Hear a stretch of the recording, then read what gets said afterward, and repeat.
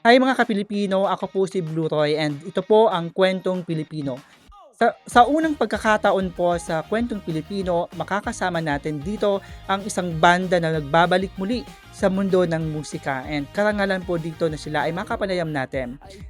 Makakasama natin Rocky, Mike, and Rhyme. Welcome po sa Kwentong Pilipino. Hello, welcome, welcome. guys. Kwento Pilipino. Hello. Okay, unang-una, maraming salamat sa pagtitiwala po sa Kwentong Pilipino na maging bahagi no sa inyong pagbabalik sa music scene. Karangalan din namin. Mhm. Okay, si Ryan, Mike, and Rocky ay sila po ang bandang The Hersey. So guys, gusto kong malaman paano nabuo ang bandang ito and saan nagmula ang pangalang The Hersey? Bali sa galing kami ni Rhyme sa isang banda noon. Wala na ngayon. So naging parang dalawa na lang kami.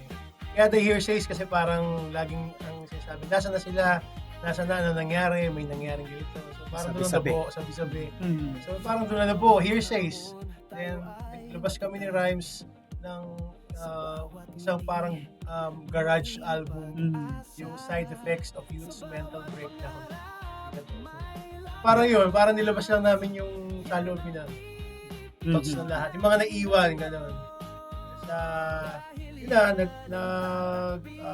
nag-come up na yung kailangan natin mag-full band. So, doon pumasok. Mhm. It's more of like yung first album na nilabas is more of like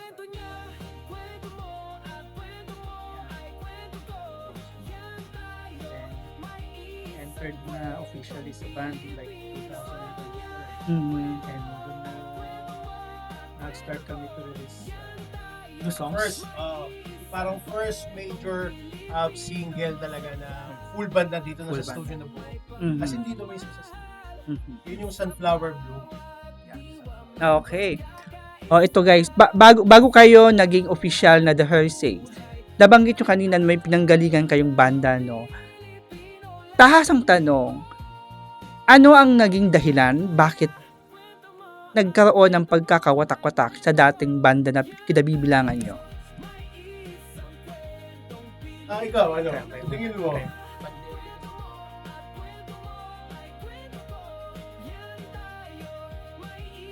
Oo, natapat kasi yung banda namin pandemic. So Mhm. parang libre lahat. Tapos, nung nagbalikan na, maraming nangyari. So parang, isa rin siguro nagkasawaan. Sawa na sa ginawa. Kasi nga may nangyari. Yung medyo di magandang sinabi. Then saka siyempre, kailangan na ulit mabuhay. Trabaho na, so hindi mo naman mapipis. Magandang araw din. So kaya yun. Kaya nawala. Okay.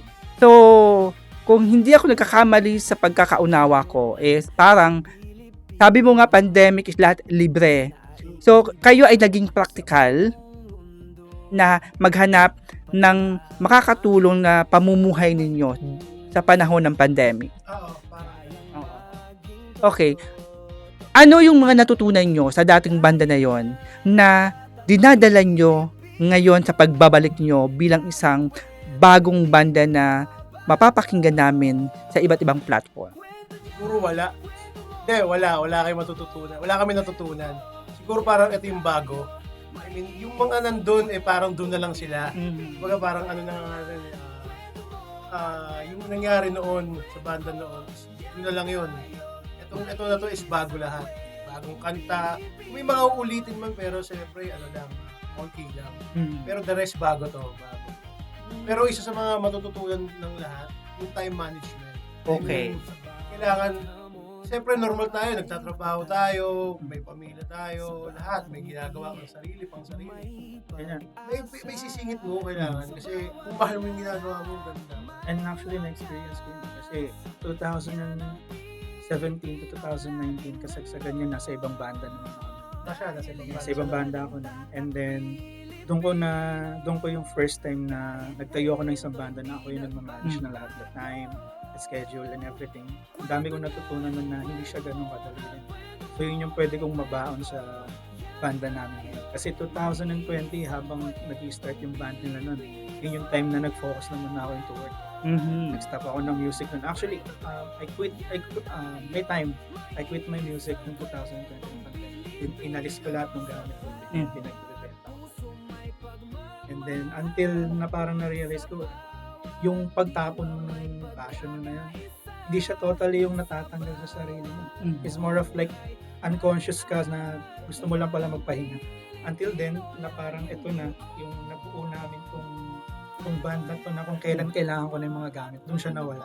So yun yung parang pwede kong i-share sa mga ibang inspirational na mga nagbabanda sa atin sa ibang mga lugar na if you feel na parang gusto mo please don't, parang hayaan mo na lang yung mga gamit mo dyan and then babalik at babalikan mo yan. Until now, okay yung banda namin talaga the tune, yung timpla namin, dynamics and everything. It's just that ako, wala na yung gamit ko. Kung kailan ko na. So yun yung pwede kong ma-share na parang At saka nadagdag ko na, saka inaya ko rin to na eh. Yung pandemic eh. Alam mo inaya ko to eh. And then, Kasi hindi siya humindi ako na. Talaga parang hindi pa tayo. Nag-quit ako na. Kasi, nag-quit ako na. Pero inaya ko siya noon. Kasi matagal na kayo magkakilala ni Renz. Okay. Pala mag-asama Mike. na. Ito, tahasang tanong. Sabi nila, kapag nasa mundo ka daw ng musika, napakahirap kalaban kung pag-uusapan daw ang pinansyal, no? Kahit kaano daw yung kapursige sa iyong kagustuhan na ipakilala ang sarili mo sa mundo ng musika, pag pinansyal na ang pinag-uusapan, nangihina. Mula sa inyo, na bumubuo ngayon, totoo ba na mahirap talagang panatilihin ang isang mga awit, isang banda kapag pinansyal talaga ang pinag-uusapan? Wala akong foundation. Mahirap. Pero ang kailangan maging foundation dyan is yung para kayong, siguro, para kayong magkakapatid. Yun yung kailangan magmamala. Kasi, para sa pamilya, para magkapatid, kung sino yung meron, kahit paano, diba? Kung pare-pares yung wala tayo, hahanap tayo ng paraan. Yun yung dapat, kasi, hindi naman sa medyo, na kami, hindi na kami yung parang, bang term yun? Hindi Gen Z. Yun na. Kasi hindi katulad noon. Siyempre, naranasan pa namin yung talagang sisimula ka na wala pang cellphone, wala pang YouTube, wala pa lahat. Start ka sa gano'n, wala kang gamit. So parang medyo adapt namin yun na kahit paano ngayon, may work kami, may pamilya, pero naigagapang kasi sanay kami sa padagulan ng buhay. Kasi kami yung parang, kawawa naman tayo, wala tayong gitara. Hindi, gagawa tayong paraan. Ganito. Extra challenge talaga sa panahon. Kumpara mo kasi dati kasi sobrang daling gawing career yung music. Syempre, ang bilis mag-evolve rin ng mundo sa mga hilig ng mga tao. Dati kasi, parang magpasa ka lang. Although sobrang hirap, yun nga yung isang yung isang ironic nun na dati sobrang hirap, walang YouTube, walang mga Spotify, hindi mo kayang mag-produce mag-isa. Pero ang daming naghahanap ng banda, ang daming naghahanap ng artist, ang daming naghahanap ng sino pa meron diyan. And then kung kailan mas kaya mo nang maging independent na magpasa ng projects mo. Nandun na yung point na parang namimili na. And then maraming mga banda kasi dati ng mga artists din na kahit sobrang galing mo, kahit ikaw yung tao na gumawa ng pinakamagandang kanta sa buong mundo. If they don't like it, they don't like it. Kaya guys, wag nyo i-gatekeep yung mga banda, yung mga local bands. Pakinggan nyo. Pa rin. Wala namang problema makinig ng lahat ng music eh. It's all a matter of respecting kasi sa music scene, napaka-late lang yung ng mundo ng musika para tayo Hindi nga, swerte nga ngayon yung mga kabataan, may Spotify na, may mga YouTube, ang daling pindutin. Ang saswerte rin ng mga kabataan ngayon kasi mas supportado sila ng parents nila eh. Dati ang pahirapan. Ang banda talaga dati, na totoo lang, ang banda dati para sa mahirap eh. Sa mga talagang wala. Pero ngayon, ang banda ngayon, pag banda ka kailangan meron ka.